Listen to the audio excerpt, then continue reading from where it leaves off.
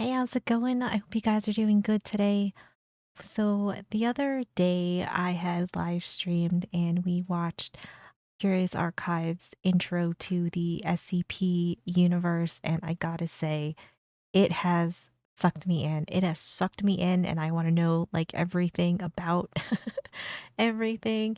And I really enjoyed how the internet kind of came together and made this huge worlds of SCPs and the animations and all of the stories. It has gotten a hold of me. So I wanted to start watching some of these. Let me know which SCP is your favorite. Give me some suggestions. I don't care how dark they are or if there's friendly ones or whatever. Let me know. Let me know your favorites. I thought I would start with the prototype SCP-001. I thought this would be a good place to start. So here we are. We're going to be watching Dr. Bob. So I'm going to link his video in my description below. So be sure to give him a like and subscribe. We had watched one of these on a previous stream too, and I really like his storytelling and animation. So we're gonna be kind of perusing this channel. If you do get a chance, I'd appreciate if you can leave a like and subscribe. It helps me out a bunch. But all right, let's learn. Well, at least for me, I'm going to learn about SCP-001, the prototype. I'm so excited for this.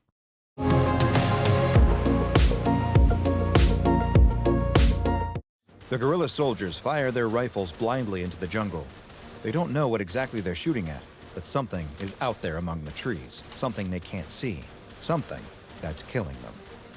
One of the young soldiers, barely more than a boy, stops to reload. As he pulls the magazine from his rifle, a blur passes by. The soldier next to him suddenly drops to his knees, clutching his neck, blood pouring out between his fingers. A hand grasps the boy's shoulder, and he spins around, nearly opening fire on his commander. The older man tells him they've got to go, and the boy joins a small group of soldiers who start running through the jungle, trying to get away from whatever this thing is. As they run, there's another flash of movement, and one of the soldiers is pulled into the trees. I feel like this is terrifying. Like, I feel like this is like those stories that you definitely don't want to hear about war or anything like this, that there's something supernatural. I love it though. I love it. I'm here He for can it. hear his screams mixed with the otherworldly shrieks, but there's nothing they can do. It's already too late for him. Another soldier disappears into the trees with a blur. It's just him and the commander now. They emerge from the jungle into a clearing that contains a small abandoned farm. The commander motions for them to head towards the old farmhouse, and the two take cover around the corner of the home. They crouch with their guns ready, peeking around the corner, looking for any sign of the monster that's killed so many of their comrades. The boy wants to know what they should do. He opens his mouth to ask the commander, but he puts a finger to his lips and motions for the boy to keep watching. The boy peeks around the corner of the house, but he doesn't see anything emerging from the tree line. It's quiet, until the commander begins to scream. The boy turns to see a point forming on his chest. It's a black circle. No, not black, something darker. It's like it is the absence of any and all light. The commander screams louder as the point of darkness grows. The commander's screams fade out, even as it looks like he continues to yell. The boy watches as the commander seems to be collapsing in, sucked into the dark orb in his chest.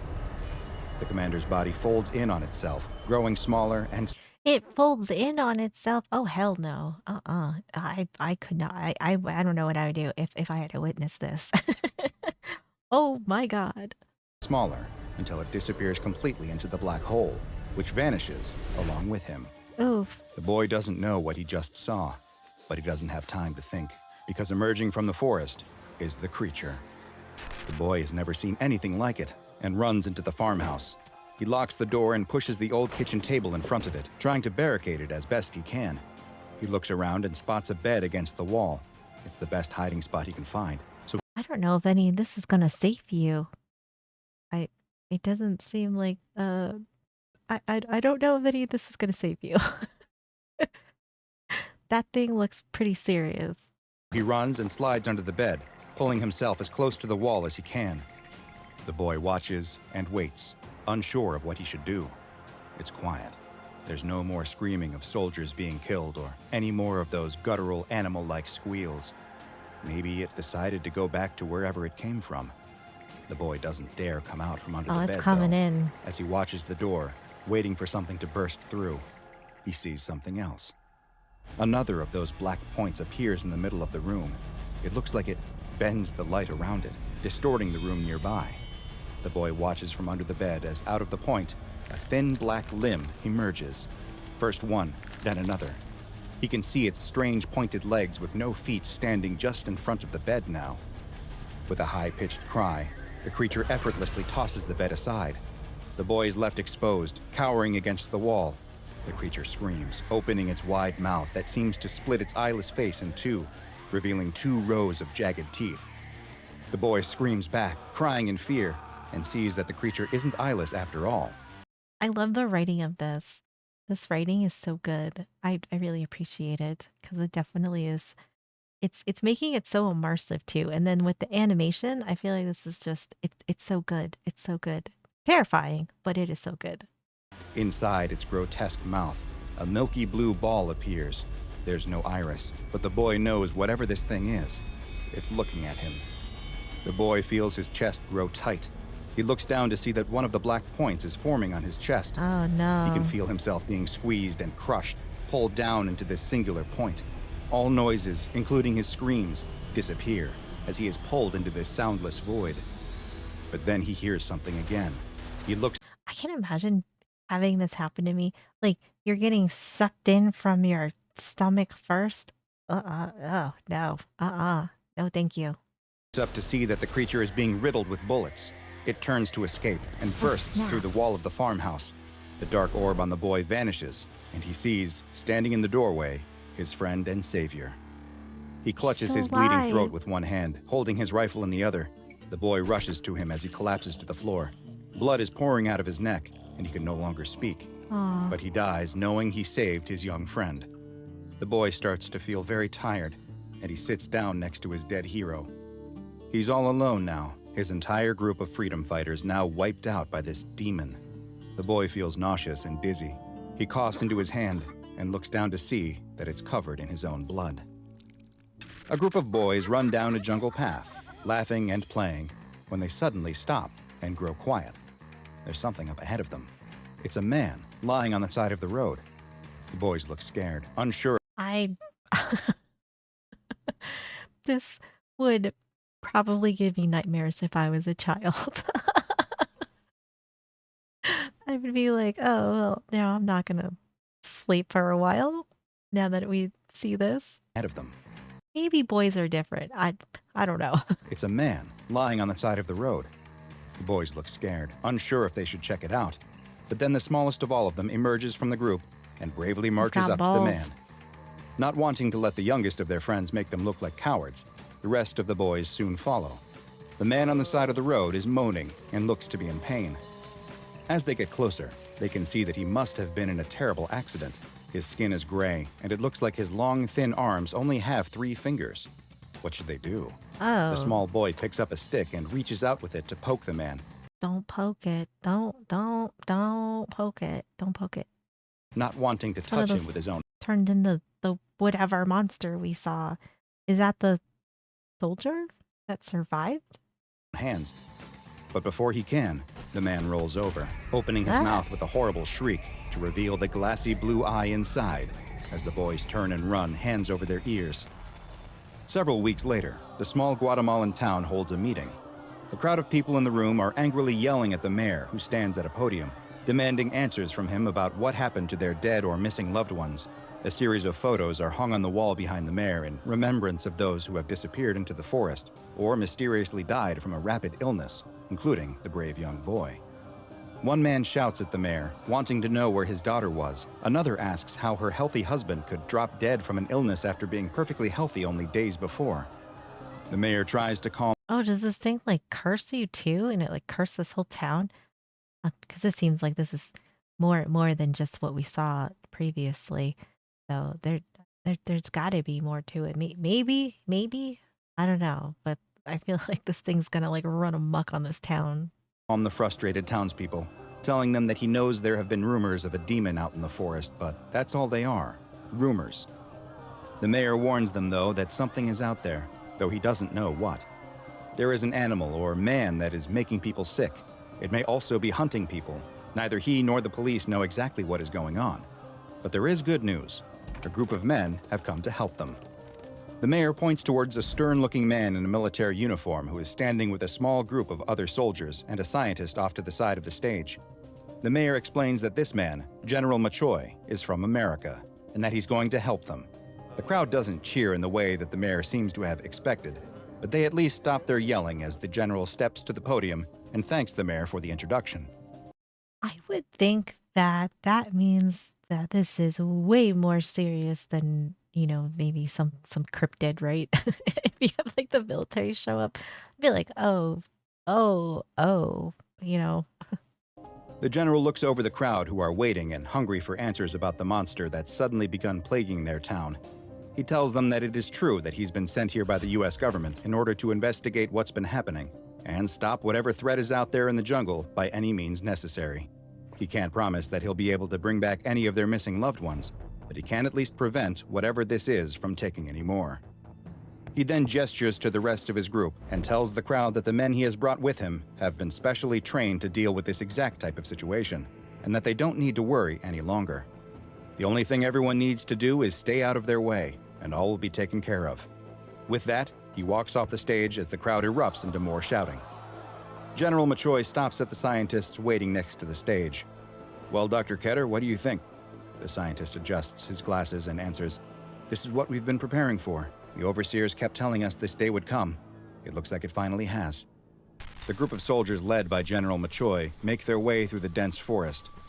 Dr. Ketter is just ahead of them, using a Geiger counter to follow the creature, the audible clicks of the radioactive entity telling him which way it came.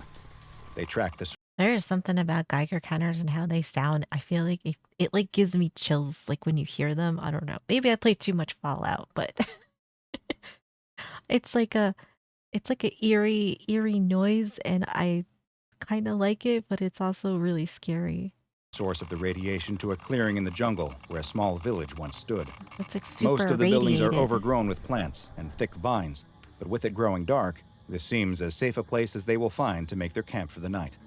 The soldiers fan out to search what's left of the town as Dr. Ketter continues looking around for where the radioactive trail might lead them next. As General Machoy is checking out one of the many dark old buildings, one of the older soldiers cries out, "Hey General, it looks like this generator still works." With the sound of an old diesel motor coming to life, lights in the village suddenly flicker on. They now have fortifications and light. Though he'd never admit it, General Machoy was feeling nervous about spending the night in the jungle. But now at least some of those nerves were being washed away by the old flickering yellow lights. Later that night, the general is questioning Dr. Ketter on where the creature went. Dr. Ketter is confused, though. His readings showed high traces of radiation leading into this village. The creature came here, he was sure of it, but now he can't figure out where it went. It's as if it came into the village and then simply vanished. Outside, one of the soldiers on watch tells the rest of the group who are sitting around a fire to shut up, that he thinks he saw something in the woods. Everyone immediately springs into action, taking defensive positions and aiming their rifles into the dark tree line. "There it is again," he says, as a flash of darkness moves just beyond the clearing. "No, it's over here," says another soldier on the opposite side. How could the creature be moving so fast around them? Are there multiple of whatever this is out there? The soldiers form a circle to make sure that the thing can't get behind them. What they can't see is the point of darkness forming behind all of their backs, and the Oh, it's gonna suck them all in. Oh, no. Oh, man. I'm, like, so invested in this story. This is such good writing. I'm, like, 100% invested in this. People are so talented. They really are. behind them. What they can't see is the point of darkness forming behind all of their backs, and the thin pointed legs stepping out of it. Oh, The general's radio comes to life. "I here he think we've got comes. something out here, But his message is cut off by screams and the sound of Oh. gunfire. General Machoy tells Dr. Ketter to stay inside and runs out of the building, where he finally gets a glimpse of the demon that they've been tracking. The tall, thin creature is massacring his squad. It dashes between them at an inhuman speed, using its three-fingered hands to rip the limbs off of some soldiers and slash at others with its razor-sharp claws, opening up their necks or disemboweling them before moving on to the next. Jeez. The general fires his rifle at the creature and misses, but it's enough to get it to retreat. General Machoy runs back inside the building where Dr. Ketter is waiting. What was it? What did you see out there? The general doesn't know how to begin describing the monster that just killed all of his men.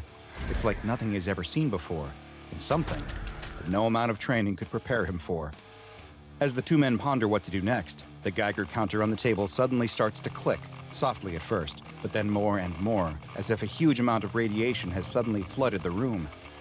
The general grabs the doctor and drags him out, leaping out of the building just before it collapses in on itself, disappearing into the micro-singularity that formed inside. Also, the thing is just it's like a huge ball of radiation and some other things. Oh man, that's like a doozy. That's a doozy to deal with. Damn. The two men look up to see it standing right in Suck front that of whole them, shed its in. huge mouth Oh. open to reveal its glassy blue eye. "Look out!" Dr. Ketter cries, but he isn't talking about the demon as he and the general roll to the side, just avoiding the power line that has been cut loose by the destroyed building.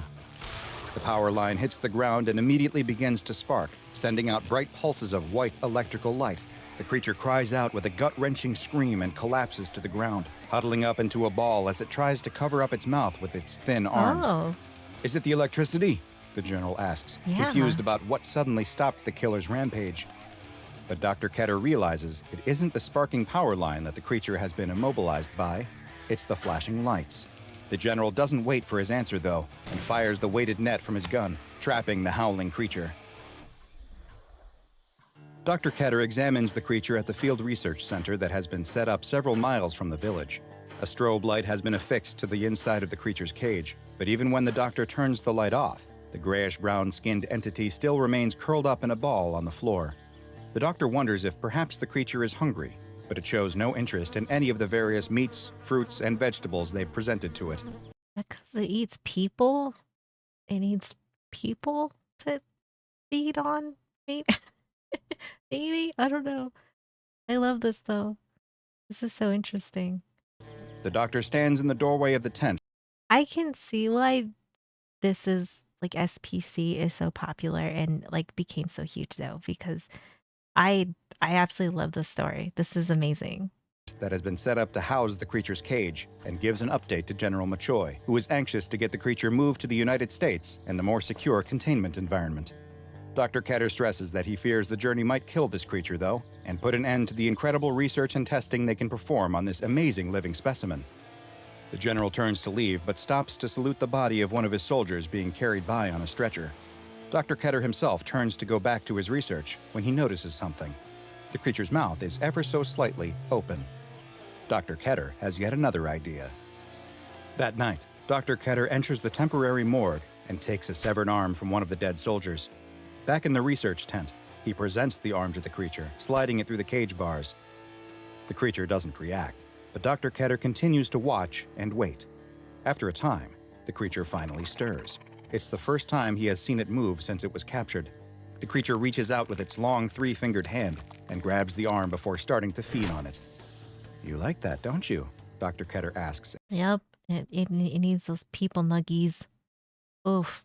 That is quite the diet. And bizarrely, the creature seems to respond, giving an almost baby-like coo. Oh. "There's lots more of that if you behave. All I want is to study you, learn how you work." The creature continues to feed, starting to crunch on the bones now that all of the meat is gone. "Yes, I believe you'll be good," the doctor says as he approaches the cage. "You're No, going to don't- make me world famous. Soon." My God, I thought he was gonna like, stick his hand in there. I was gonna be like, oh no. No, no, no, no. Says as he approaches the cage. "You're going to make me world famous. Soon, That is probably everyone will true. know the name Herman Ket." The creature's Look, hand shoots out from too between close, the bars too so close. quickly he never even saw it. Dr. Ketter starts to scream as it grasps and claws at him. A soldier standing guard outside runs in, but a black point of light immediately appears on his torso, causing him to fold in on himself into the singularity. The creature drops the bloody Dr. Ketter to the floor, who reaches for the emergency strobe light activation button as another singularity opens up inside of the cage. Oh. The creature appears to willfully Oh, step into oh, it before it's gone. emerging out of another just outside of the bars. More soldiers rush into the tent in time to see the creature feeding on the still living Dr. Ketter. One presses the button to activate the high-powered strobe lights, which cause the creature to start screaming and thrashing about, trying to escape the flashing lights. Multiple nets are fired onto the creature, pinning it to the ground as its screams slowly fade back to whimpers. On Overseer orders, the creature is moved to ADRX-19. a secure base located somewhere in North America. The site's director gives a presentation to a group and explains. So what I wonder what doctor will take over now that that one got munched on, and I get that kinda I wouldn't say I feel bad, but it kinda sucks that you're gonna that in order to keep this under control, you it just has to get strobed the whole time, like, oof, oh god. I would hate that. Somewhere in North I get it America. though. I The definitely get site's it. director gives a presentation to a group and explains that thanks to the work of the late Dr. Ketter, they now know that the creature exhibits signs of fear and sickness when in the presence of strobing lights, and that it is unable to produce the microsingularities that it uses for defense and teleportation when it is in this sickened state. When healthy, though, the creature is extremely dangerous thanks to its superhuman speed, Yeah. strength, and cunning. It was also discovered that it is unable to teleport through lead, which its new containment cell has been lined with, and Oh. extreme security procedures have been implemented, including the installation of a reinforced steel blast door and constant patrols of the outside of the cell by armed guards who are equipped with high-powered strobe lights. The site director leaves the room and the overseers discuss the fate of the creature, which has been given the designation number 86243AR-001. At least it seems like the containment and protocol is a good idea. Like, it looks like they had all good ideas set in place. So this is, like it sounds like I I guess for now it is contained. It is containable and at least it won't be out there, ripping people up and munching on whoever they can get their hands on. Though most have taken to calling it simply 001. One of the overseers argues that the creature must be secured and contained in order to protect humanity. Who knows how many more of these might be out there? They now know that the rumors of these types of entities aren't merely isolated events, and that there could be countless more of these anomalies, hundreds, maybe even thousands. The rest of the Right. overseers unanimously agree. One of them picks up the report that was left behind by the site director. Redact this report immediately and start a new document archive. This is only the prototype. I have the feeling there will be many more of these. I hope you enjoyed this special exploration of an SCP-001 proposal. Let me know in the comments if you'd like to see more like this, and make sure you subscribe and turn on notifications so you don't miss a single Yeah. anomaly as we delve further and further into the SCP Foundation's classified archives. This was great. This was a great story. I was totally invested in it, loved it. The writing is spectacular. The animations were great. I think this is a good place for me to start too, because like when I was trying to like figure out which first one I wanted to watch, it seemed like this one kept coming up. So I'm really happy with this one. This one's really great. Loved it. I loved everything about this. But yeah, let me know which SCPs are your favorite, or if you have any recommendations for me that would be maybe under Dr. Bob's channel, anything like that. Let me know because I'm diving in. I'm diving in. I am sold on this. I am invested. I am loving everything, that people have to offer here and all the storytelling. I'm I am a fan. I am a fan. So I'm excited to see more. Thank you so much for hanging out with me. I really appreciate you guys being here. Be sure to go and like and subscribe to Dr. Bob because these videos are just really good. They're narrated well. The animations are really, really good. So be sure to go and give him lots of support.